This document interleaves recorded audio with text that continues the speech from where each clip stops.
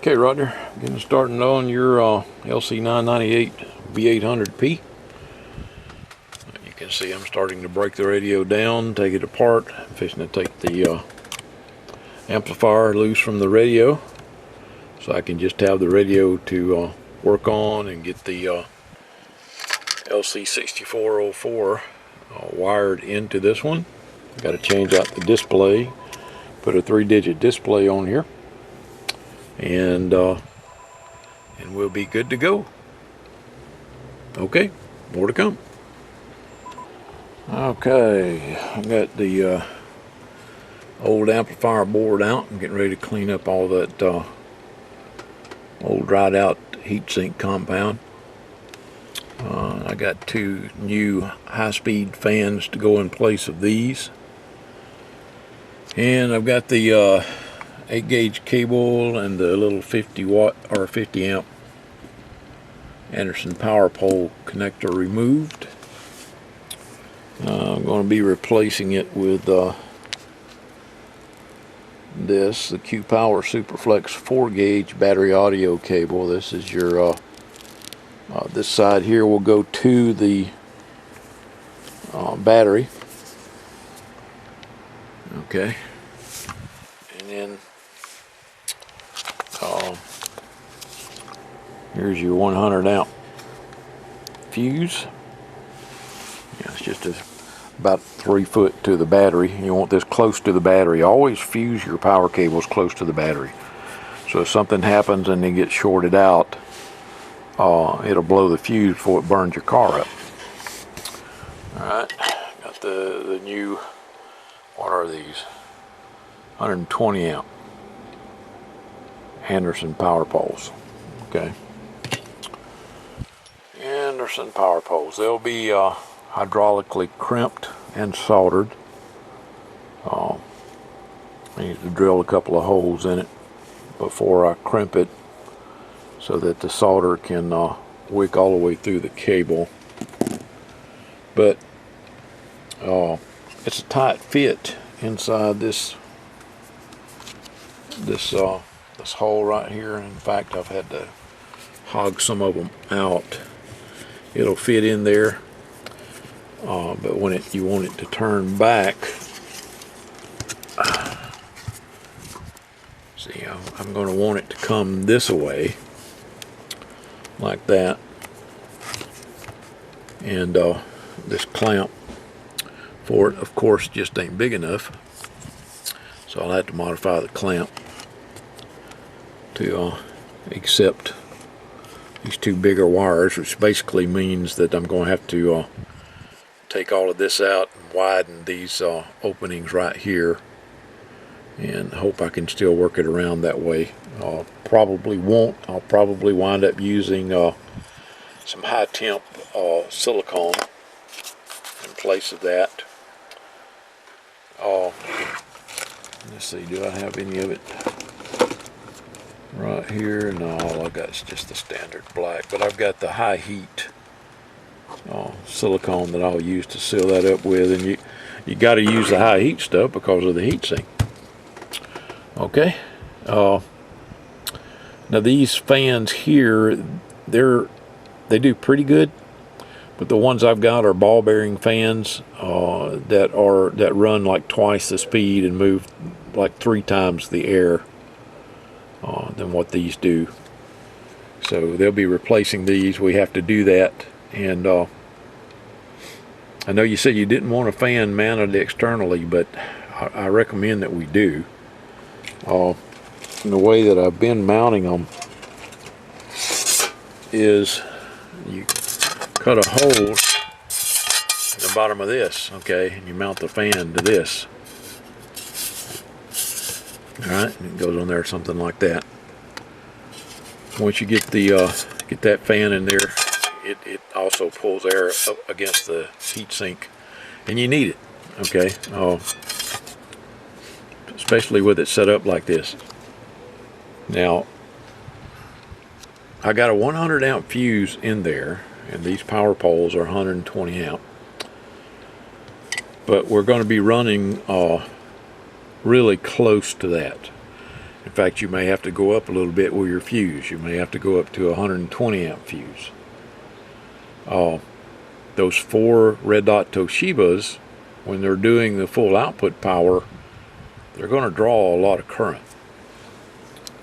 And of course, I'm leaving the really good high grade coax cable on there. All right. And I recommend that you get the same thing, either the, what is it, RG418. I know you guys will correct me, or whatever. But the good stuff to run between here and your antenna. Make damn sure your antenna will handle 1,000 watts, okay? 1,000 watts peak. It's going to be, I'd say, roughly 500 watts RMS, just to be on the safe side. I have saw, not the 98s. I saw the 2970N4 with Toshibas set up with the 4-gauge power cable. Actually do almost 700 watts RMS. But it got hot real quick, so that's, got to put the fan on there. Okay, another thing I've been wanting to tell you guys about the videos.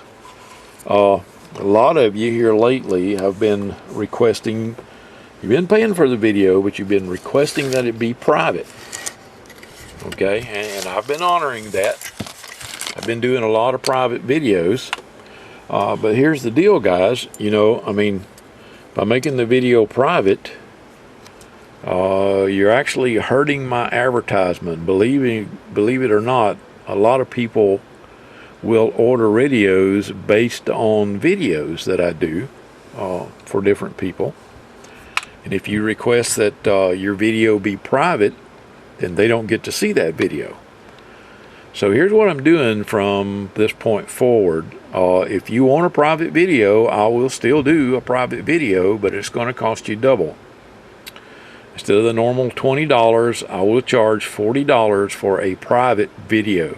Okay. I'll list it on the store. You can pick that as one of the options. Just go to the options page. I'm not going to put it on each radio, but just go to the options page. If you want a private video, pick the private video, and I'll make it private. Okay. But I think I've put out one video in the last 2 or 3 weeks, for people to see, and that was the LC148F LTD, LTD2, that my friend Marco over in Switzerland ordered.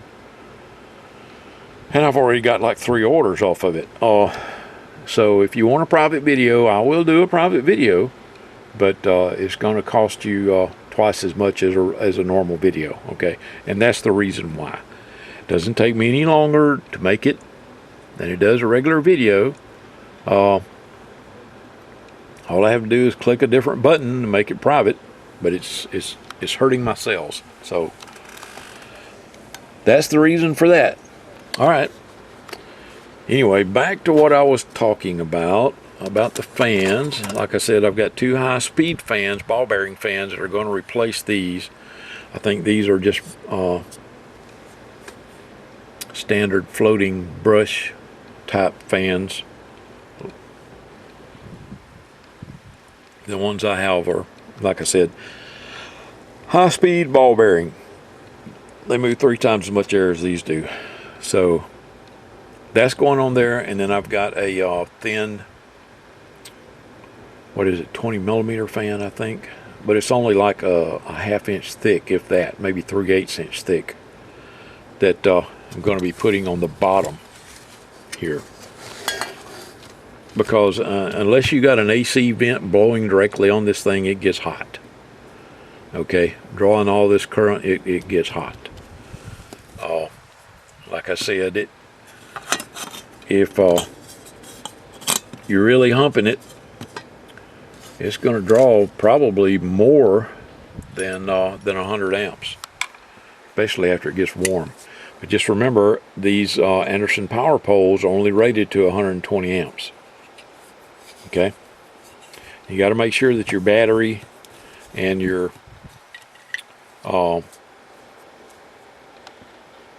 alternator will handle this much current and still drive your vehicle. Need to remember that. Okay, enough of this business. I'm gonna clean this the heatsink compound off of this and change out the fans and start mounting the new amp board in there. All right, more to come. Okay, got most of the heatsink compound cleaned off of the heatsink there. I'll have to get that out of the screw holes. Got a little tool, a dental tool I'll use to get most of that out with. But here are the new fans. They're 7,000 RPM 9 CFM fans that run on 12 volts. They have dual ball bearing. So they should last a really long time. And you can see it's got several blades in there. These are, let's see, 1, 2, 3, 4, 5, 6, 7 bladed. 1, 2, 3, 4, 5, 6, 7, 8, 9, 10 blades on these. And like I said, they turn at 7,000 RPM and push 9 CFM of air. So that's going to help a lot. Actually 9.6 CFM according to this thing. Double ball bearing. So let me get these old ones out, get the new ones put in. More to come. Okay, I'll try to set up so I can show you the difference in these fans. You'll be able to tell the difference by listening to the tone.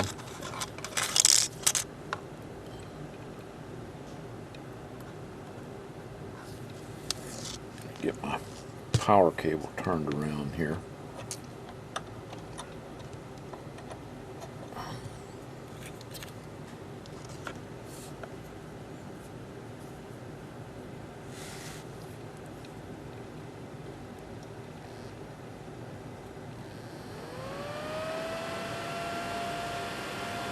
You hear that?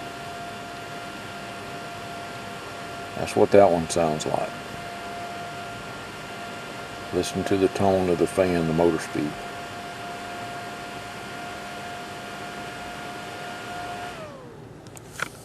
Okay. Now I'm going to hook up one of the new 7,000 RPM fans. Or attempt to.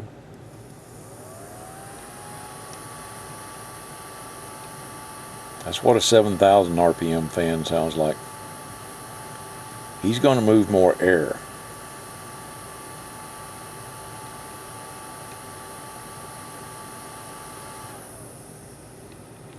Like I said, these are 2 ball bearing fans. The other fans are just brushless fans. Okay. So I'm getting ready to put those in here now. And I got to extend the power leads because these come with really short power leads with a weird little connector on the end of it, a tiny connector. Yeah, we can't use. Okay, I'll attach these to it. More to come. Okay, got all the old heat and sink compound cleaned off and out of the screw holes. Toothpick and a Q-tip. Works wonders. Okay, I got the new fans installed. Got the cut the ends off the old ones and put on the new ones, so I can plug it into the amp board. Getting ready to put the amp board in here right now. Okay, got the new 4-gauge cable all soldered up. Got it going out the hole. What I'm going to have to do though, because there is no way this thing's going to fit back over it. It's supposed to go in there like that, but it's not going to fit over that. No way, Jose. So I'll cut that back part off, hollow out the front part, and have it hold the cables down. But then to fill the hole, I got this JB Weld high temp 100% silicone. It says that it's temperature resistant up to 650 degrees Fahrenheit. Okay, I think it says here on the back, continuous temperatures up to 550 or 650 degrees intermittent. So we should be okay. Using that to seal up the holes. There's your two new fans. Okay. All right, more to come. Okay, there we go. Got her wallowed out here. Cut out the size 8 grabbers. Wallowed them out. And got her bolted down. I'm getting ready to put the JB Weld high temp silicone back here to seal this area up. The only thing I don't like about it, I've discovered that the color is red. I ain't real crazy about that, but you know, we got a red cable and this will be covered up with that shield, so it shouldn't really matter. Anyway, more to come. Okay, there that is. And you can see I got the hole sealed up there in the back. And of course, once it sets up, I'll be able to get this stuff off the edges over here. In the meantime, while that's setting up, I'm going to be I need to drill holes in these so that I can solder them, and then I'll put do the hydraulic crimp on them. I'll hydraulic crimp this terminal on there first, and then once it's crimped on there, then I'll solder it too. Okay, more to come. Okay, got them both drilled. You can see I got it drilled all the way through. I don't want to drill through on both sides, that way the solder can flow out. I'm getting ready to strip these back and hydraulically crimp them on, and then I'll do the soldering before I put it into the shell. Okay, more to come. Something else I like to do before I crimp these is actually dip the end into the flux so that the solder will stick to the wire really well, and also the inside of this guy. Okay, one down, one to go. You see, I had to do the double crimp on that because it's long, and my hydraulic crimpers, the bit that does the crimping is pretty narrow, so it's a double crimp. And I flow solder down into the wire. Okay, more to come. Okay, the positive cable is done. The solder you can see in that hole back there. Again, we did a double crimp. You can see some of the solder coming down the wire there, and that's what we want. Okay, more to come. Okay, here's your power connector, your Anderson power pole. I got the 4-gauge cable ran into it, and I think I've already showed you the other side, the other end of it, but it'll have a matching connector on here for it. Okay, and this stuff has cured. No, it hasn't cured. I can still move it around inside there. Hasn't cured underneath yet. The top of it has cured, but you can see it's still squishy, still moving around there. So I'm getting ready to put these guys in. There's your 4 matched red dot Toshibas. You can see the matching there. All of them are 110. Except for that one there that's got the end covered up, and there it is, 110. Okay, more to come. Okay, I got the heat sink compound in there for all the transistors. Try to spread it out evenly. Well, I got this brush so that I can do it, get it in without getting too much all over the top of it. But type Z9 heatsink compound. Okay, getting ready to put the transistors in. Okay, now you notice I wiped all the, I thought I got all of it. Wiped all of the excessive heatsink compound off the top up there. Yeah, you notice I didn't just gob it on. I got a good coat of it on all of the areas that the transistor is going to be. If you gob this stuff on there, you can actually do more harm than good, because if the transistor doesn't sit flat down against the heatsink, then you don't get optimal cooling.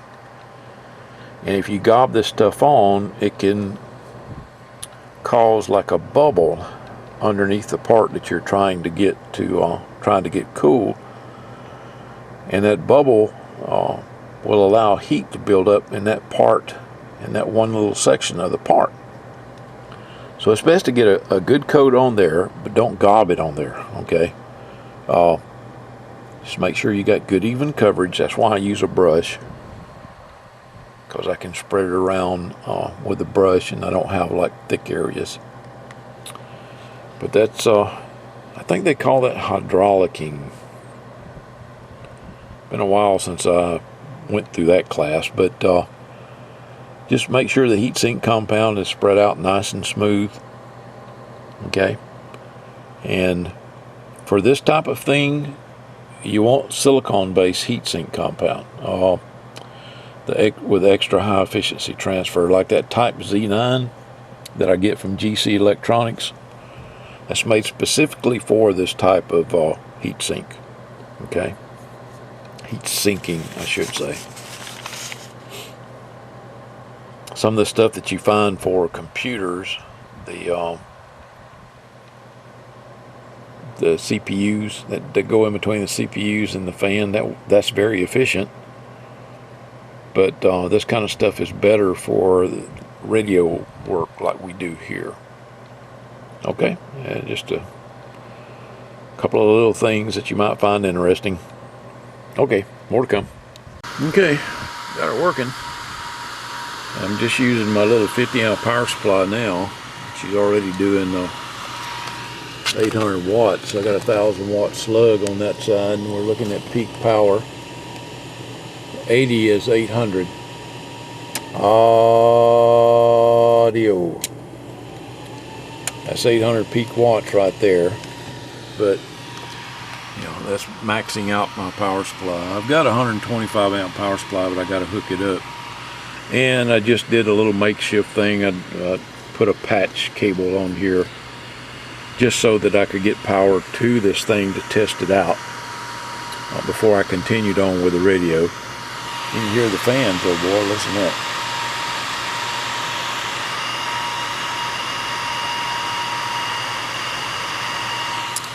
Fans are doing their job, and I can feel it blowing the heat out of this thing too. Yep. Okay, more to come. Oh, I guess you can see I got the Toshibas in there. Got the little boards put in there, got the coax all soldered up, got everything hooked back up. It was almost didn't have enough room to hook the coax up and the other little control wires there, but got them in there. Everything's fine. So I'm going to put some wire ties on these and put the cover on it. 800 watts going through this on 8 gauge wire and a 50 amp power supply. I cannot wait to see what it does on that 125 amp power supply. More to come. Okay, Roger. Got the front, all the controls separated from the chassis. I've got the input wire rewired. And I'm getting ready now to install the 3-digit display. more to come. Okay, well, we have life. There's the LC6404. Now, of course, these don't match up just yet, but they will when I'm done with it. But just wanted you to see that, you know, the display's working, everything's working. So, okay, more to come. Okay, give you a little update here, Roger. The cables ran up this way. They're going to come in through the bottom right here at the front of this guy. And you can see I've got the LC6404 mounted in there so that the cables can come up and just plug right into it there. And this box here will have the plate there on the front of it, and that's where your memory selector will go, plus your CSF switch, the scan up, down, all that will go on the front here. Okay, and after I get done with this, then I'm going to install your 10-turn clarifier right there. Now, you have to remember that this guy here is going to be a dummy. He's not going to do anything. No other way to do it because of the way this thing is made. See, I saw one board there, and I thought about just cutting this section out and maybe putting a switch in there, but I can't because the runs on the PC board actually transverse underneath there to go to other places for more functions. So you just have to leave it stuck in there. If I ever think of a use for it, then, you know, I'll let you guys know, and you can send it back and I'll change it out. But right now, this radio has just about every control you'd need, including RF power. So, can't think of anything to use that one for. Okay, but that's going to sit right on the top of the radio. These cables will come up. I'm going to have to cut a hole right in there. This guy here comes out. See, that's what it looks like on the bottom there. These two end pieces actually hold it in place, and everything has Loctite. Okay, all the screws have Loctite. We don't want them falling down inside the radio. Plus, I will cover them up with like a piece of tape in there. So, all right, more to come. Okay, this is going to be the front panel of your switch box up here on the top. Hang on a second, let me turn down the scanner. Okay, this guy will sit here, like so. And this guy here will go in front of it, right there. Your memory switch will be in the middle. I think auxiliary fan is over here, or maybe that's scan. I'd have to look at the sheet, but going to be get save for your favorite, scan up, down, CSF band or channel, and auxiliary fan, and then right here is your memory switch. Okay, and it will have the same face decal as the radio. Okay, more to come. Okay, Roger, I'm ready to put the lid back on it for the final time. I got the heat shrink around the cables to protect them as they go through the hole there. That's to make sure these screws don't come into contact on the board with anything, but I'm sure that they won't. Okay, Roger, latest update. Got all the controls wired up, with the exception of the auxiliary fan. And you're going to love this 10-turn clarifier. It's got one hell of a slide in it. Of course, the front panel for this guy's gone. That's why all the switches are hanging down here. That goes to the modulation light, which I'll plug back up in a minute. Let's see, is the radio squelched? Where's the scan? Oh, I got the wrong switch wired up there. Scan's supposed to be regular, not a momentary, which means, which one did I put?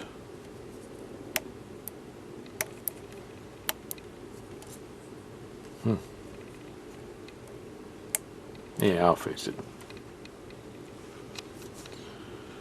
Okay. Alright, more to come. Okay, got her kind of sort of put back together. Can't really do anything till I get that panel back and get the decals.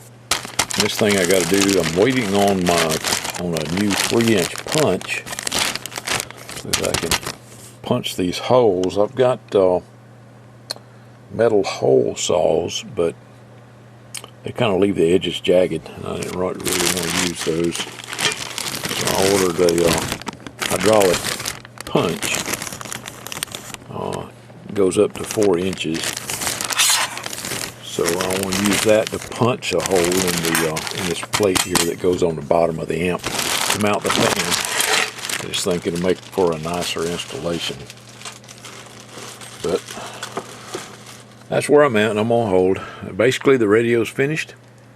There's your nice big AWG4 4-gauge power cable with your 120 amp Anderson power pole, and got the other half of it. What did I do with it? Oh, it's connected up to the power supply. Okay. And I will paint these black. I won't leave them like that. Alright. Okay, more to come. Okay, getting ready to wire up your fan switch. Or got the wires running inside the radio. These are the two on the output. I'm going to go through that hole right there. I'm trying to figure out how I'm going to do this, what kind of connector. I wanted to use this one, this connector here. All the pins are isolated.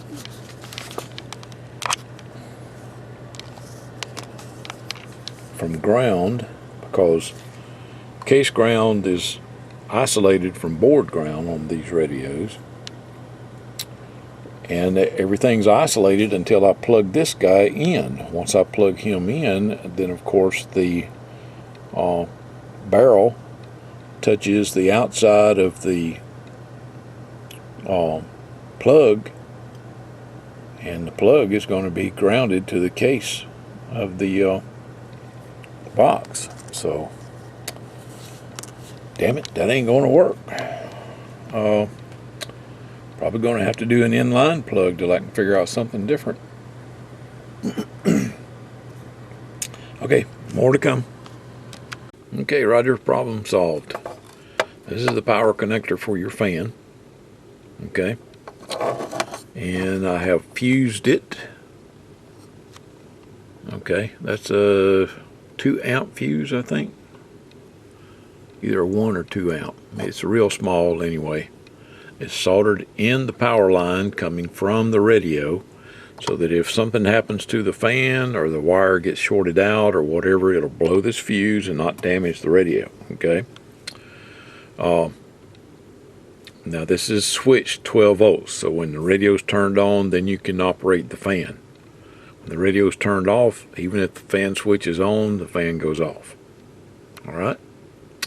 That's one of the main reasons I put this fuse in here. So that if something shorts out, which it shouldn't, but if it does, then this fuse will blow. And you'll have to take the 4 screws out of the back of it to get to the fuse and get someone to solder a new fuse in there for you. Okay? Alright, more to come.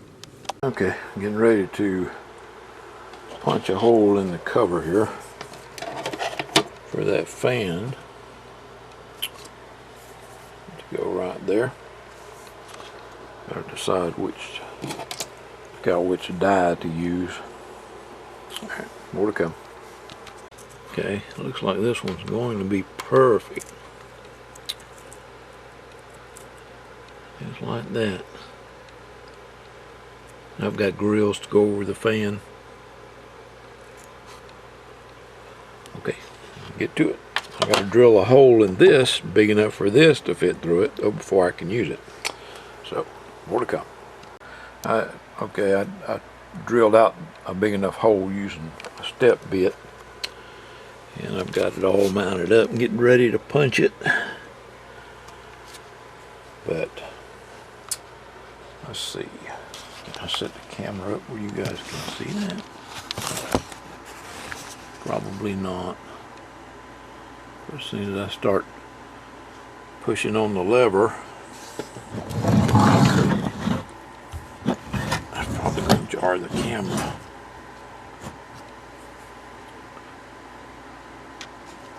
Now you might be able to see it. Yeah, I got to slide the camera where that it's tilted and it don't want to stay.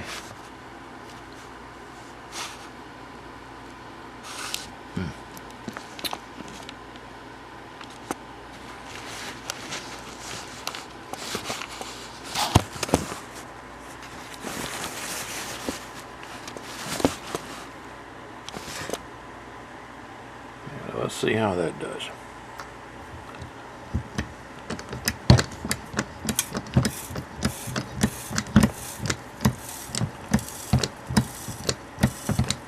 There she goes. It's going to be a lot neater than trying to do it with a hole saw. I think it's already punched it. Yeah, look at that. Isn't that nice?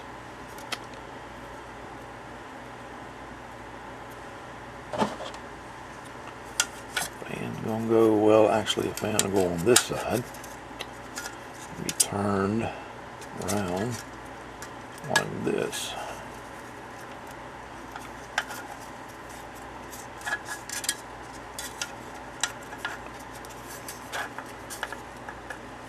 It'll go on there like that, and then there'll be a grill guard over it here too. That worked out good. Okay, more to come. Okay, there it is, all mounted up. I got some thread lock on the nuts there. You'll need to be careful around it. I had to go from inside out, because they're just, you know, if you notice, the fan is offset a little bit to one side. I had to do it that way so that the heads of the screws would get in between the heatsink vanes. Okay, and because of these heatsink vanes, I had to go from the inside out with the screws, so that just the head is in there. Otherwise, I would not have been able to snap this cover back in its position. Okay, so that's the deal with that. And the little connector that I had set up for the fan, I had to take out because the fan just wasn't getting enough juice to run through that little audio connector, so I'm going to have to come up with something different. Right now it's directly connected through the switch, of course, and you still have the 2 amp fuse in line with it, but it comes all the way back to the input power, okay, to the main board. Alright, so it's not switched anymore, just remember that. This is the fan switch. This is on the back of the switch box. Up, the fan is on. Down, fan is off. Okay, and there of course is your amp control switch. Down is off, up is on. I don't have a fan sticker yet. I'm going to have to get some of those made. Gamma Ray will make some for me, I'm sure. But there it is. let's see. It's on right now. That's drawing air from the outside and pulling it in. Right in there is where the transistors are. Why they've got the other fans back here is I'm not real sure, but they push air out also. So you'll feel a lot of air coming out of the heat sink, both in the front and in the back, because this guy here is pulling air in over the vanes of the heat sink and pushing it out the front and the back. Okay. And I got to thinking about it. It might be a good idea to leave it like that. You know, if you wire the radio up, you talk on it a lot and it gets kind of warm, you can just leave the fan running until the heat sink cools down and you'll be good to go.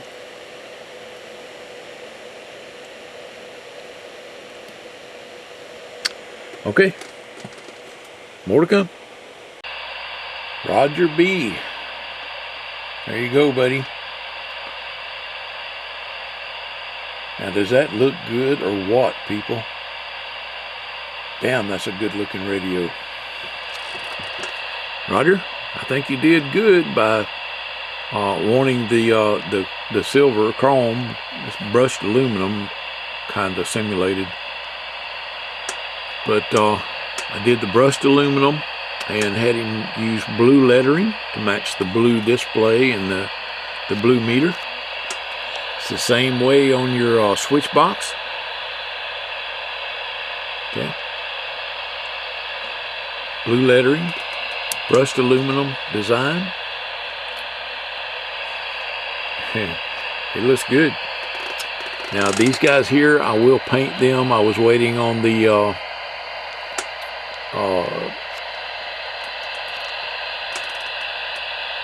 okay, sorry about that. Got distracted. I will paint these.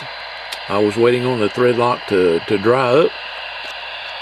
And once that happens, I'll dry those up. You can see that I painted the screws that hold the LC6404 in place. All right.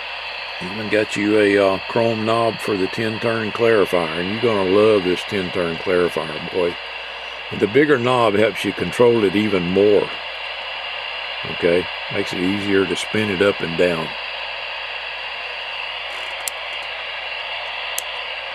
At 10 kilohertz, which doesn't do anything. Okay, more to come. I got to hook up my 100 amp power supply, my 125 amp power supply. I need the AC cord, the one heavy enough to carry it that'll reach a wall outlet that will do 20 amps. So it's pretty long, but damn, buddy, that looks good. All right, more to come. Okay, Roger, got her all hooked up to my new 125 amp power supply, which is regulated at, I think it's 13.5 volts. Hang on a second. Okay, 13.847 or about 13.85. Okay.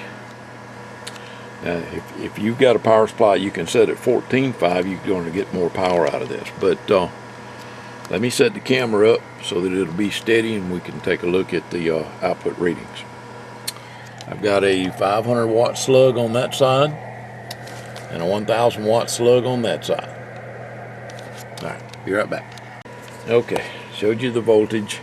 I've got the leads out of the way. I have a 500 watt slug on that side and a 1000 watt slug on that side. That's RMS, this is peak. Okay, let's see, can you see those meters? Yeah, that's better. All right, we're reading on this bottom scale here. 100 equals 1000. In between the 8 and 100 is 900 right there. Okay, we're on the ×1 on the 1000 watt slug. I'm on channel 38 AM. Should dead key about 250 watts. Audio, hello, hello, audio. 900 watts peak on 13.8 volts. You see that? Hello, audio, audio, audio, audio, audio. Alright, let's put this on sideband now. On the lower side. Audio. You see 500 watts RMS? Audio, audio, audio, audio. 900 watts peak. That's on 13.8 volts, but this power supply can hold the amperage. I wish I had an amp meter connected to this one so that I could see how many amps the radio is drawing, but it looks like the power supply is not getting loaded up. So with me just talking into the microphone on the lower sideband, we're still hitting about 800 watts peak just talking. Let me see what it does when I put the tone into it.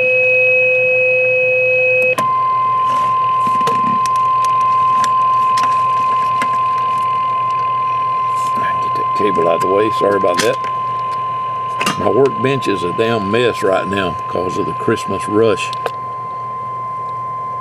Wow, look at that shit. Over 500 watts. Peak is over, well, that's about 900 watts right there.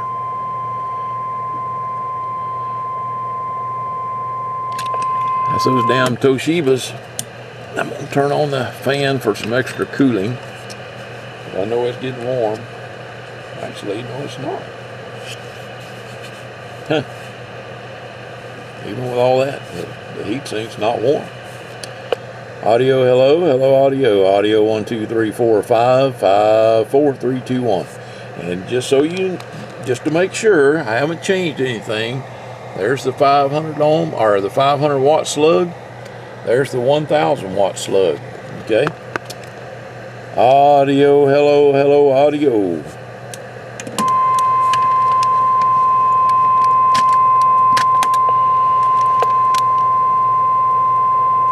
Look at that. God damn.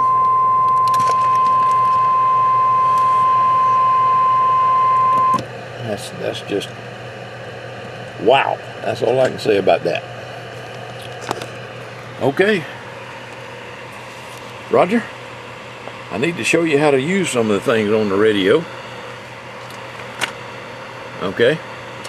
And I think for that, because this 125 amp power supply is in my way, I'm going to disconnect it from that and hook it back up to the to my little 50 amp supply so that I can show you how everything works.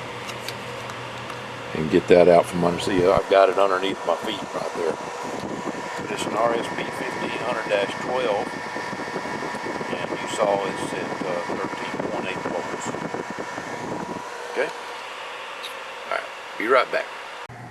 Roger, I couldn't remember if I showed you the fan or not. I did go ahead and grind those little studs that were sticking out, grind them down even with the top of the nuts.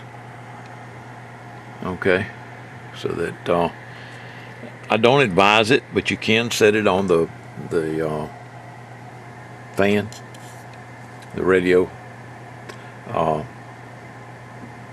You know, I think you need to hang it by the hanger, like underneath a shelf or something, like I got these, to keep this clear, or that you won't have any problems with it. And I see I got a scuff spot right there that I need to fix. I got a paint pen. I don't use a fucking Sharpie like Galaxy does. I can't believe they do that. Hang on a second. All the little scuffs and scratches in the cases that they repair, they do with a Sharpie. I mean, you can see the difference, like on the scratches on the edge there. See those marks right there? Those are Sharpie marks. That's how they fix it. Well, I don't. I have a paint pen. I've got a Pen Touch, black paint pen that I fix scuffs and scrapes like that. I try to find all the ones they did and go back over them with paint. This side here looks pretty good. And of course, you know, I mean, it is a heat sink, so it's going to get some scratches. But, alright, there it goes. There it is. Let me hook it back up to my little 50 amp power supply and show you how everything works. Be right back. Okay, what I did was set a couple of bench cookies underneath it. That way the fan's got plenty of clearance. The fan pulls air against the heat sink. You can feel the air coming out of the vent here. It blows it front and the back. Okay, now then, the two switches here in the back, you can see one's labeled amp, the other one's labeled fan. Down is off. Okay, and remember, the fan is wired directly to the DC input. I had to do that because when I tried to use it on switched power, I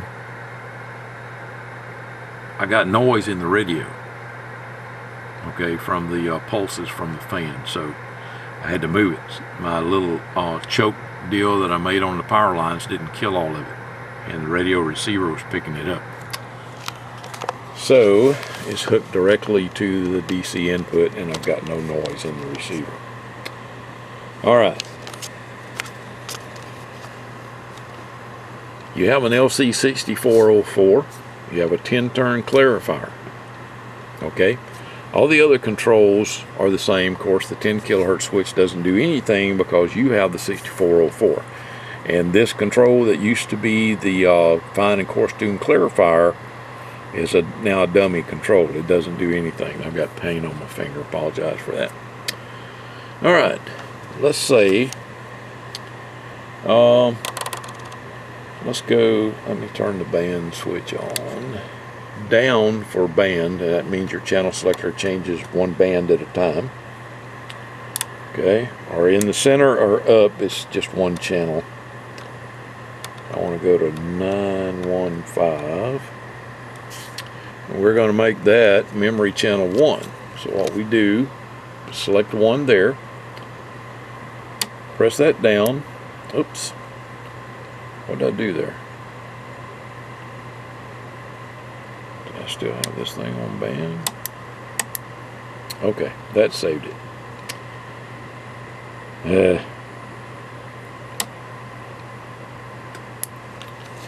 Yeah, this guy here has to be all the way up. Okay, it has to be in the channel position. Sorry about that. In the center position, that's still changing bands. It has to be in the channel position. Okay, now I want to get back to that band so that I can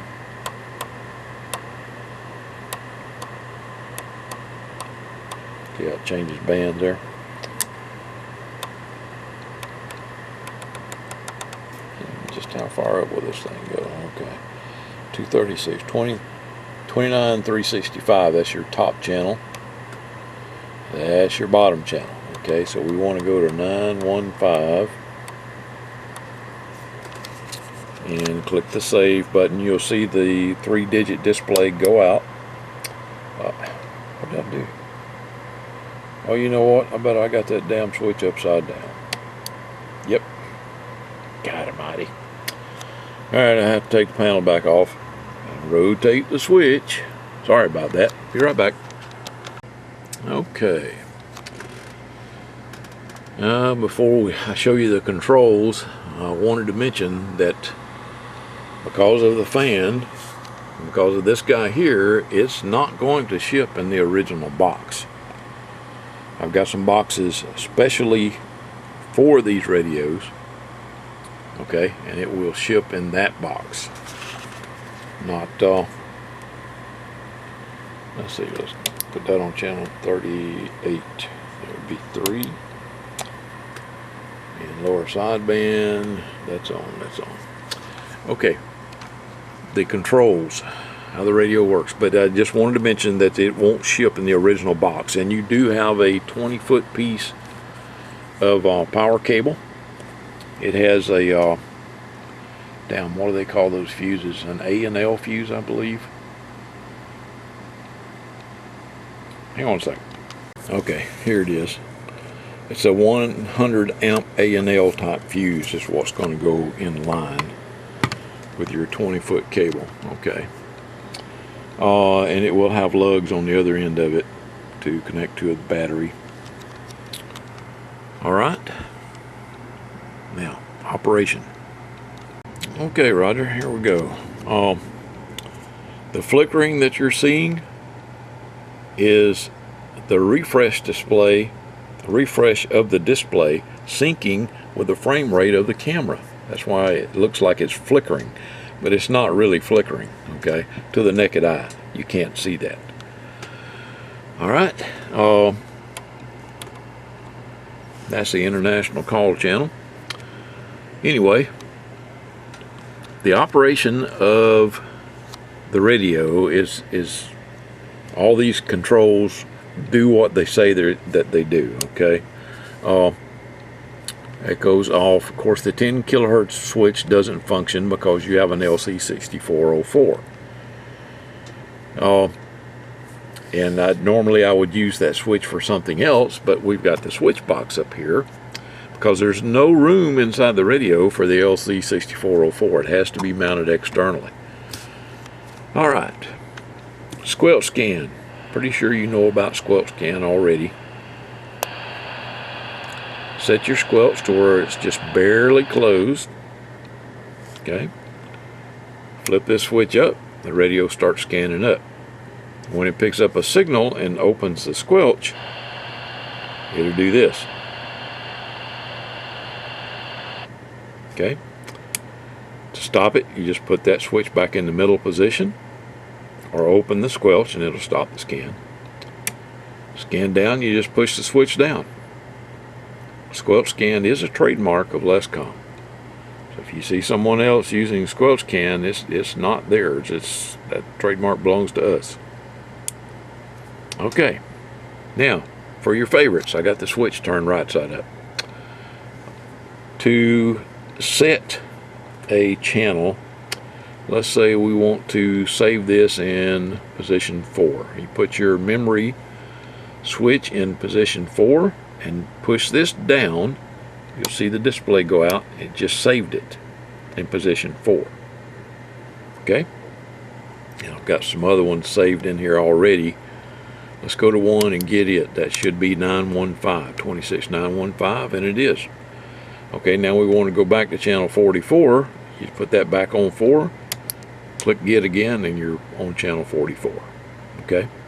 Got to make sure the channel switch is all the way up, otherwise it'll jump bands instead of getting your favorite channel. Now, squelch open. Hear that hissing noise? I'm going to turn on your high cut. Hear that? Now these switches are center off, and so you'll see that. Okay.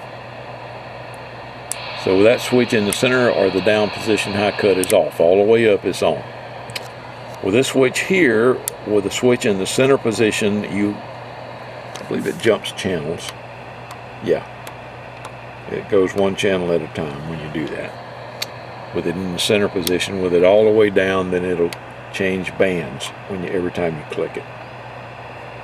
Gets you from the top of the radio to the bottom really quick. But you notice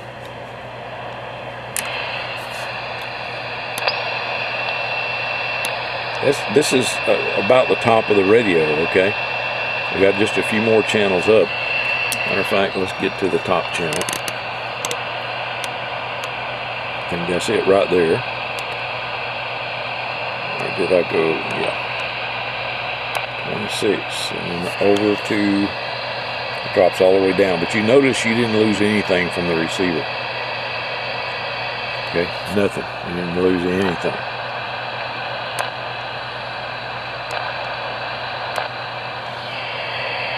Alright. So you want to keep this one up, and if you want your high cut filter, keep that one all the way up. Push this one down to save a channel. Select the memory you want to save it in. Push it down to save it. Flip it up to get it. This is a momentary switch. All right. Let's see. I showed you the 2 switches on the back. I showed you the fan. You got high-speed fans. I showed you the output power. So I think we're done. Roger, I sure hope you enjoy your new radio. It was my pleasure to build it for you, and I did build it. This is one of those mega build radios. 7-3, everybody.